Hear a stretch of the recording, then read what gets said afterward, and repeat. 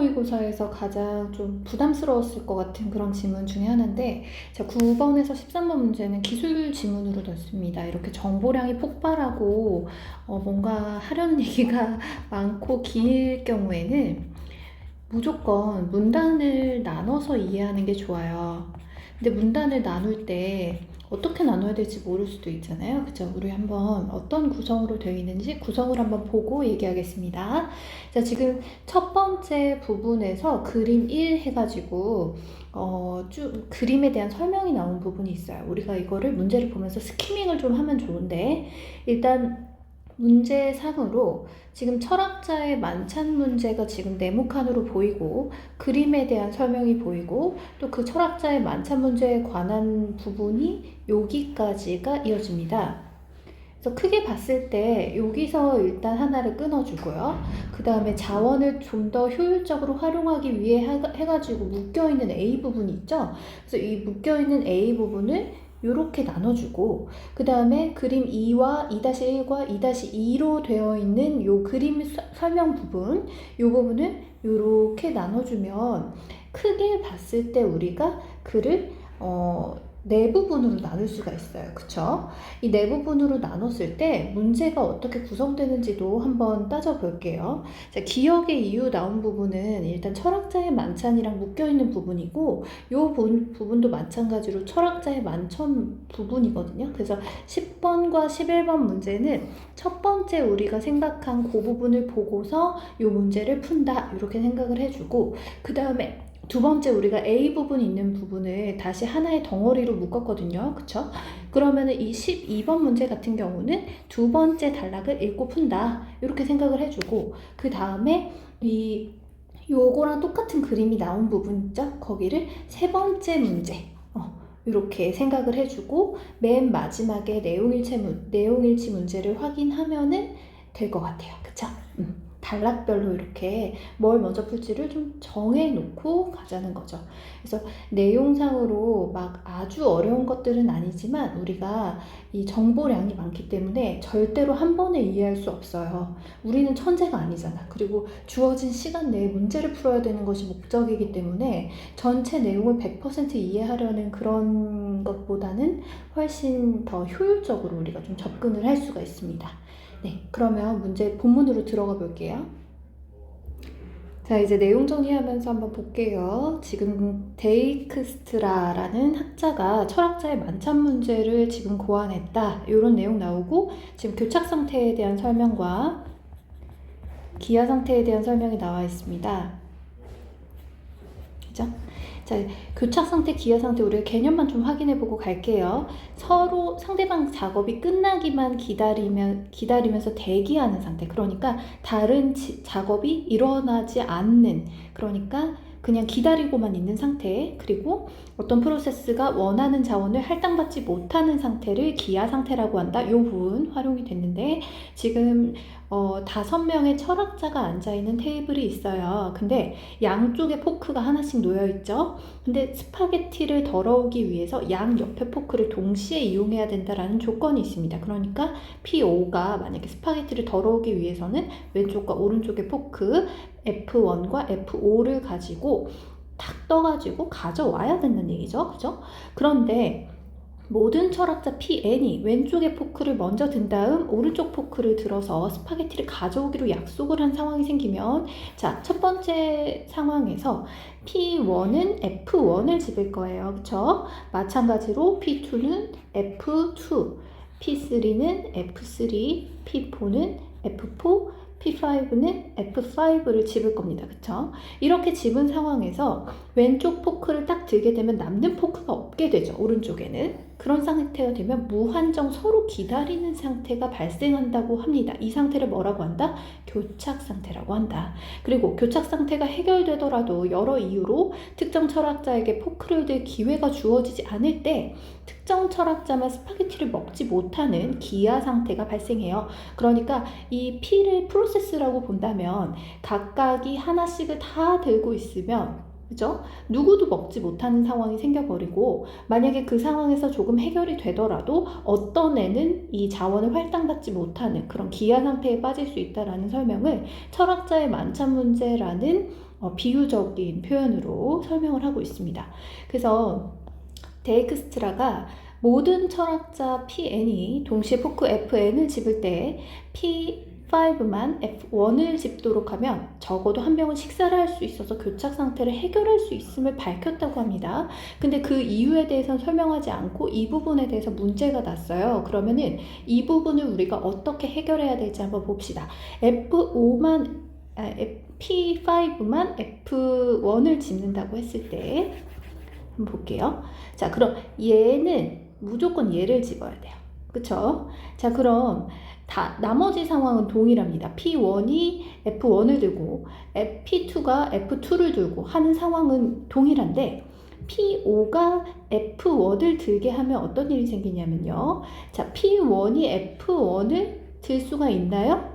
없습니다. 그죠? 그리고 그러면 P2는 뭘 들을까요? P2한테는 얘가 갈 거예요. 그죠? 그리고 P3한테도 얘가 주어질 거예요. 그리고 P4한테도 F4가 주어질 겁니다. 그쵸? 자, 왼쪽에 있는 걸 잡는데 성공한 사람이 3명이 생겨요. 그쵸? 그리고 그 다음에 어떻게 됩니까?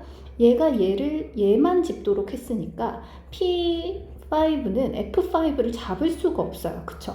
그러면 이 상황에서 P4가 F5를 들 수 있게 되면서 P4가 식사가 가능해져요. 그죠? 그렇게 되고, 자, 지금 그럼 P5는 식사를 못 하고요. 마찬가지로 P1도 식사를 못 하죠. 그리고 얘가 먼저 식사를 P4가 식사를 시작할 수 있게 되기 때문에 여기서 교착 상태가 발생하더라도 얘가 식사를 끝내고 자, F4나 F5를 내려놓으면 다른 사람이 또 식사가 가능해져요. 그쵸? 그래서 여기서 이 상황을 이해를 했으면 10번 문제는 쉽게 풀 수 있습니다. 그죠? 한번 가볼게요. 그러면 기억의 이유로 적절한 것을 찾으라고 했어요. 그러면 아까 뭐라 그랬어요? P4한테는 무조건 F1을 집도록 하기 때문에 식사가 가능해지는 건 누구? P4의 식사가 가능해진다. 우리가 이 부분을 생각을 하면 지금 딱 답이 요걸로 딱 나오죠. 그죠? 그래서 P4의 식사 가능성을 딱 생각을 해보면 답은 쉽게 나옵니다. 그쵸? 네. 그리고 철학자의 만찬 문제, 교착 상태의 발생 조건과 관련하여 이해한 내용이니까 우리가 조금 더 읽어보면서 교착 상태의 발생 조건 한번 따져볼게요. 조금 왔다 갔다 해서 머리가 아플 수도 있겠다. 그죠? 자, 여기서 교착 상태를 예방할 수도 있고 회피할 수도 있고 발견 또는 복구하는 방법으로 해결이 가능한데 일단 4가지 필요 조건을 설명을 하고 있어요. 그래서 요거를 사전에 예방할 수 있는 방법을 설명합니다. 지금 교착 상태는 어떨 때 일어나냐면요. 필요 조건이라고 했으니까 무조건 요 4가지 상태가 다 겹쳐 있어야 교착 상태가 발생한다. 우리가 이렇게 이해할 수 있죠. 그럼 첫 번째는 상호 배제 조건이라는 건데 자, 여기서 설명이 아주 짧게 되어 있어요. 자원에 대한 배타적인 통제권을 요구하는 상호 배제 조건이라고 했습니다. 그러면 자원에 대해서 하나의 자원이 있어. 예를 들어서 포크를 자원이라고 해볼게. 포크라는 자원을 배타적으로 사용할 수 있게. 아까 어떻게 했어요?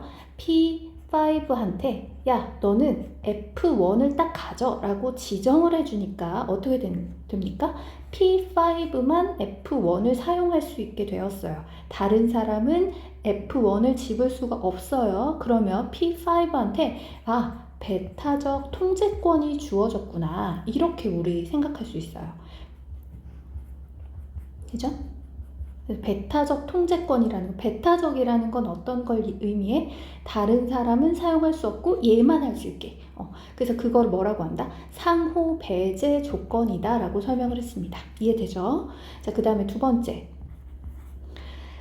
프로세스가 할당된 자원을 가진 상태에서 다른 자원을 기다리는 점유 대기 조건이라고 했어요. 그러면 점유는 가진다는 얘기잖아. 그것을 대기하는 조건. 그러면 어떤 할당된 자원을 가진 상태에서 다른 자원을 기다려야 하는 상황이 생기면 그게 점유 대기 조건이라고 했는데, 아까 우리 철학자의 만찬 문제에서 어땠어요? 2개의 포크가 필요했어요. 그러면 하나의 포크를 가진 상태에서 나머지 포크를 기다려야 하는 상황이 생기는 것을 점유 대기 조건이다. 그러면 포크가 2개 필요한데 하나만 있는 경우, 하나만 갖고 기다리는 경우, 이런 상황이 점유 대기 조건에 해당한다라고 볼 수 있겠죠. 그리고 프로세스가 어떤 자원의 사용을 끝낼 때까지 그 자원을 사용할 수 없는 비선점 조건. 그러면 자, 어떤 자원의 사용을 끝낼 때까지 무조건 기다려야 돼. 내가 자, 2개를 가진 P4가 스파게티를 덜어서 자기 접시로 가져왔어요. 그러면 요 행동을 할 때까지, 다 끝낼 때까지 기다려야 하는 것이 비선점 조건이라고 하는 거죠.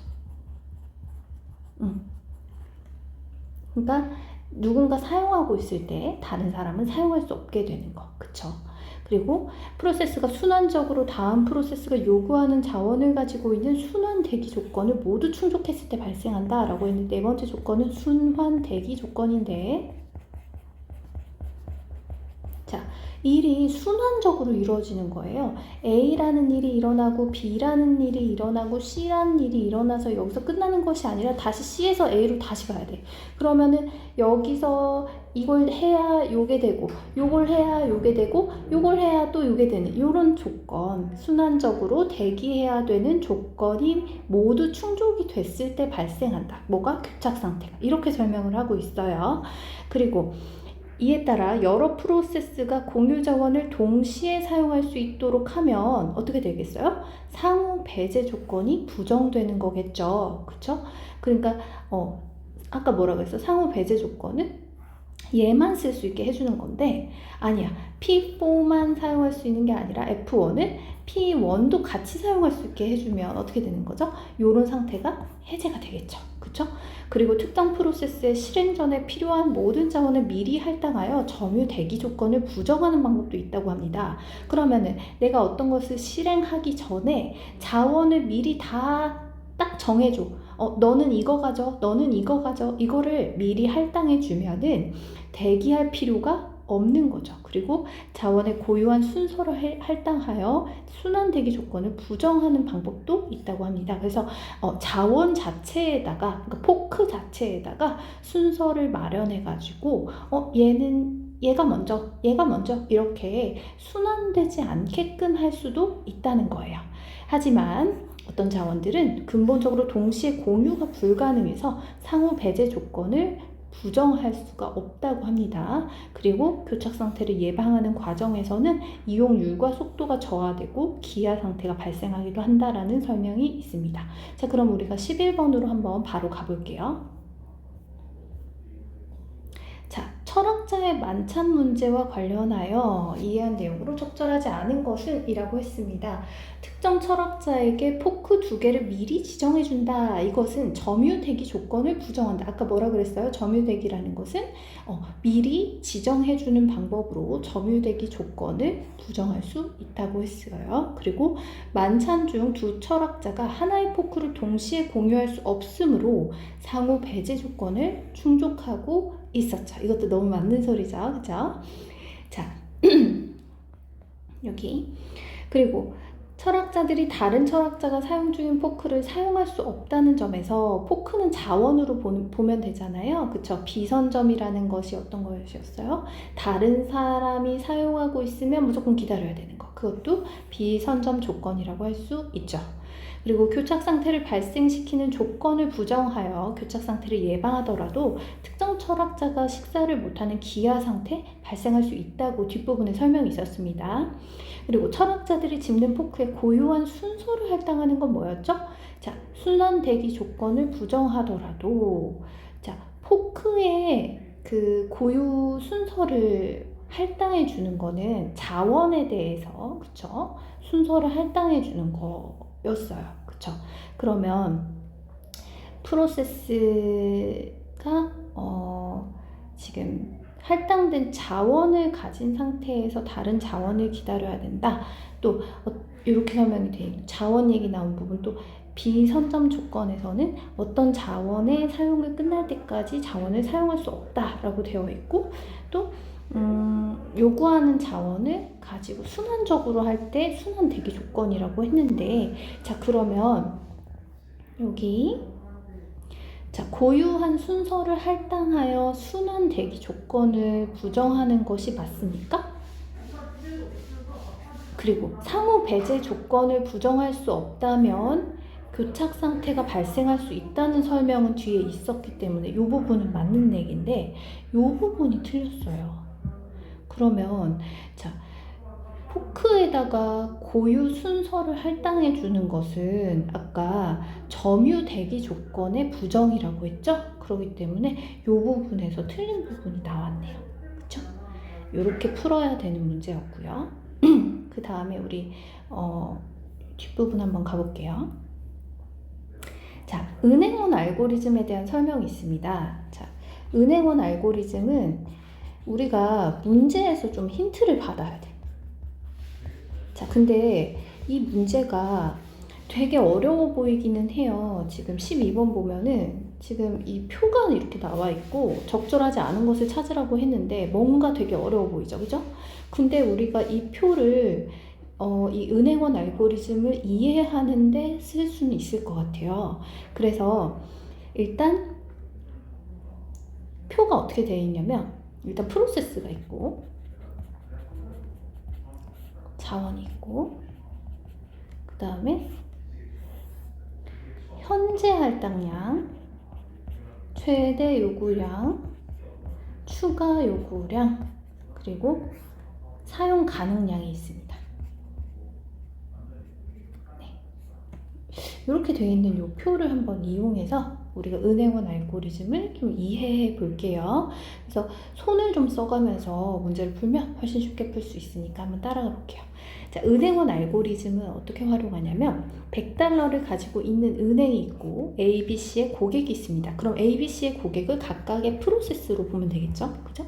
그리고 각각 최대 60, 40, 50을 빌리려고 하고 이미 현재 고객한테 각각 30달러씩을 빌려줬다라고 했어요. 그러면 현재 ABC가 각각 30씩을 빌린 상황이고요. 근데 최대 60을 원해. 그러면 얘가 원하는 건 최대 60, 얘는 40, 얘는 50이죠. 그죠? 그러면 60 빼기 30 해서 추가로 요구하는 것이 각각 30이고 20이고 30이고 10이고 10이고 20이라는 걸 알 수가 있어요. 그쵸? 그러면 추가적으로 필요한 것도 지금 여기서 다 주고 있습니다. 그런데 은행이 빌려줄 수 있는 금액이 지금 얼마라고 했어요? 10달러만 빌려줄 수 있는 상황이래요. 그럼 가능한 자원이 10밖에 없습니다. 그래서 이거를 해결하기 위해서 어떻게 하는지 보면 은행은 일단 대출 가능한 10달러 전부를 B한테 먼저 빌려줍니다. 그러면 가능한 얘를 일단 B한테 먼저 빌려준 다음에 그 다음에 B가 갚으면 기다렸다가 A나 C에게 돈을 빌려주는 경우가 생겨요. 그래서 두 가지 경로의 안전 순서열이 존재한다라는 설명을 하고 있습니다. 그러면 B를 먼저 가고 그 다음에 A, C 이렇게 가거나 B를 먼저 하고 C 그 다음에 A로 올라가는 이런 순서열이 존재하게 된다. 요것을 안전 상태라고 한다라고 설명하고 있습니다. 그렇죠? 그러면 우리가 문제에서 어떻게 되어 있는지 한번 볼게요. 문제에서는 지금 프로세스를 4가지를 지금 주고 있고요. 사용 가능량을 6으로 보고 있어요. 그러면 우리가 A, B는 알 수가 없지만 최대 요구가 8이고 현재 할당량이 2니까 C의 값을 우리가 정확하게 알 수 있네. 8 빼기 2 해서 6으로 하면 되겠죠. 그쵸? 그러면 P4의 최대 요구량과 현재 할당량을 고려했을 때 C는 6이다라는 설명은 너무 맞는 설명이 되는 거예요. 그쵸? 우리가 아무것도 안 했는데 지금 3번 선지가 나왔네요. 그러면 사용 가능량을 한번 봤을 때 이게 6이에요. 그러면 이 6은 어떻게 되겠어요? 만약에 여기가 그 A가 12일 경우를 생각을 해봅시다. 그럼 여기에 미안합니다. 자, 여기에 A는 지금 12로 보자라고 했어요. 그러면 추가 요구량이 어떻게 되죠? 12 빼기 4 해서 여기는 8이 됩니다. 값이. 그러면 앞에서 우리 배운 은행원 알고리즘에서 가능한 그 값으로 제일 먼저 가면 이게 안전 상태가 된다고 했죠? 그러면 6이라는 이 사용 가능량에서 어디로 가야 돼? P4로 가야 돼. 그러면 안전 순서율이 어떻게 됩니까? P4한테 먼저 가는 그 상황이 생기고요. 그러면 6과 6 해서 얘가 12가 되니까 갖고 나서는, 그죠? 그럼 얘는 여기에 가도 괜찮고 여기에 가도 괜찮고 여기에 가도 괜찮아져요. 그러면 P4는 붙박이로 먼저 간다 라고 해놓고 여기에 뭐 P1 또는 P2 또는 P3가 와도 되고 그 다음에 경우의 수로 따지면 3 곱하기 2 곱하기 1이 되겠죠. 그래서 경우의 수가 몇 개 발생해? 총 6개가 발생합니다. 그러면 A가 12인 상황에서 보기의 시스템에서는 안전 순서율이 한 가지만 존재한다. 이런 설명은 바로 틀렸죠. 왜? 우리가 6가지나 된다라는 걸 바로 알 수가 있기 때문에. 그쵸? 그래서 순서상 얘가 먼저 오는 것만 붙박이로 해놓고 그 다음에 얘가 오고 P1이 왔으면 뭐 이 앞에 자리에는 P2나 P3가 오고 또 P2가 왔으면 그 다음에 P3가 오는 방식으로 해가지고 이렇게 올라나갈 수 있겠죠. 그죠? 그리고 B가 만약에 8보다 크다면 보기의 시스템은 안전 상태가 아니다. 자, 추가 요구량이랑 현재 할당량이 있고 지금 이 8보다 만약에 이게 값이 커지면 어떻게 되겠어요? 당연히 안전 상태가 될 수가 없죠. 말이 안 되니까. 그죠? 그리고 보기의 시스템에 P4로 시작되는 안전 순서열만 존재한다면 B는 C보다 크다. 당연히 만약에 뭐 B가 C보다 작아지면 만약에 한 5라고 해볼까요? 그러면 안전 순서열이 하나만 존재할 수가 없게 되죠. 그죠? 6을 초과하지 않으니까 10로 당연히 가도 되지만 10로 가도 되게 되거든요. 그러면 P4로 시작하는 거, P2로 시작하는 거 모두 가능하기 때문에 당연히 맞는 얘기가 됩니다. 보기의 시스템이 안전 상태라면 P1과 P3로 시작하는 안전 순서열은 존재하지 않는다. 자, 우리가 요 값은 모르지만 지금 그죠? 지금 사용 가능량이 6인데 10이나 9로 갈 수가 있어요? 추가 요구량을 얘를 충족시킬 수 있어요? 없기 때문에 P1과 P3로는 시작할 수가 없는 거죠. 그죠? 이렇게 풀어주면 생각보다 쉽게 풀리는 그런 문제였는데 이 문제가 보기에는 굉장히 어려워 보이지만 이건 3점짜리 문제가 아니에요. 2점짜리 문제예요. 그쵸? 그럼 이거는 문제가 무조건 쉽겠구나 이렇게 생각하고 부담감을 좀 내려놓고 접근을 하면 훨씬 쉽게 풀 수 있다는 거 알 수 있겠죠? 네, 그 다음에 다음 내용 한번 보겠습니다. 자, 다음 내용에서 우리가 교착 상태를 발견해서 복구하는 걸 설명을 하고 있어요. 자, 자원 할당 그래프라는 걸 보여주고 있는데 그림 2-1과 그림 2-2에 대한 설명이 나옵니다. 자, 지금 순환 대기 조건을 발견해서 교착 상태를 판단하는 거라고 해요. 그래서 지금 요 점이 단위 자원에 해당하고 요 실선이 점유선, 이 점선이 요구선이 됩니다. 그죠? 이럴 때, 자, 그림 2-1처럼 서로 공유하는 자원 R1과 R2를 두고 점유선과 요구선이 순환하는 형태일 때 교착 상태래요. 이게 왜 교착 상태인지 한번 보면, 자, 자원이 요 길로 점유가 됐습니다. P1은 얘한테 이걸 요구해요. 근데 얘는 얘한테 이게 가. 그러면 이게 계속 순환할 수밖에 없으니까 이 순환 구조 안에서는 아까 뭐라 그랬죠? 교착 상태의 발생 조건 중에 하나가 순환 구조였거든요. 그리고 여기는 그러면 교착 상태라는 거 알 수 있고요. 그죠? 2-2에서는 순환 구조가 존재하더라도 R2처럼 한 가지 종류의 자원에 동일한 자원이 여러 개 있어. 자, 지금 얘한테는 자원이 2개가 있습니다. 그쵸? 요 자원, 요 자원. 그래서 프로세스의 요구대로 자원 할당이 가능하거나 P3처럼 순환 구조에서 독립적으로 단위 자원을 점유하고 있어 반납한 단위 자원을 P1에게 할당할 수 있을 경우 교착 상태로 보지 않는데요. 그러면 P3가 내가 가진 여기서 온 요 자원을 얘한테 이렇게 줄 수 있게 되면 어떻게 된다? 이거는 교착 상태가 아니다. 교착 상태가 아닌 조건 2가지가 나왔어요. 일단 자원을 얘가 맘대로 할당할 수 있거나 아니면 이 순환 구조에서 벗어나는 뭔가 행위를 할 수 있거나. 그죠? 그러면 우리가 문제로 가서 그래프 한번 볼게요. 자, 그래프에서 지금 보면은 여기는 순환 구조가 있어요. 그쵸? 그리고 여기도 보면은 얘가 이렇게 가서 이렇게 가서 이렇게 가는 또 순환 구조가 하나가 발생해요. 여기도 순환 구조지만 여기도 순환 구조야. 그럼 순환 구조가 지금 여기 2개가 겹쳐 있는 상황이에요. 그럼 얘는 뭐다? 교착 상태다. 그러면 여기서 단위 자원이 얘가 알아서 이렇게 자원 2개를 알아서 할당하고 또 이 P2가 이렇게 독립된 구조를 보이고 있으니까 얘는 뭐다? 교착이 아니다. 아이고. 그럼 다시 볼게요. 아이고 참. 좀 크게 볼까? 자, 그럼 얘는 교착 상태가 아니다. 우리 이렇게 생각할 수 있어요. 그러면 가에서는 할당되지 않은 자원 R4가 있어 교착 상태가 발생하지 않는다. 이미 교착이라고 우리가 판별을 했는데 무슨 교착 상태가 아니야. 그럼 얘 지우고. 자, 가에서 R2에서 동일한 단위 자원이 2개 있어 P3의 요구대로 자원 할당이 가능하면 교착 상태가 아니겠죠? 그럼 얘도 틀렸고. 나에서 P1이 요구한 자원은 P3 사용하던 자원을 반납해야만 사용할 수 있다라고 했는데, 자, P1이 요구한 자원은요, 그죠? 얘가 요구를 했잖아, 그죠? 그럼 이 요구한 게 어디로 가요? R1이 얘한테 할당하든지 얘한테 점유를 하든지 하잖아요. 그러면 이거는 누가 사용하던 거? 이게 누구한테서 왔어요? P3의 반납으로 이게 사용할 수 있는 거 맞나? 요구한 자원은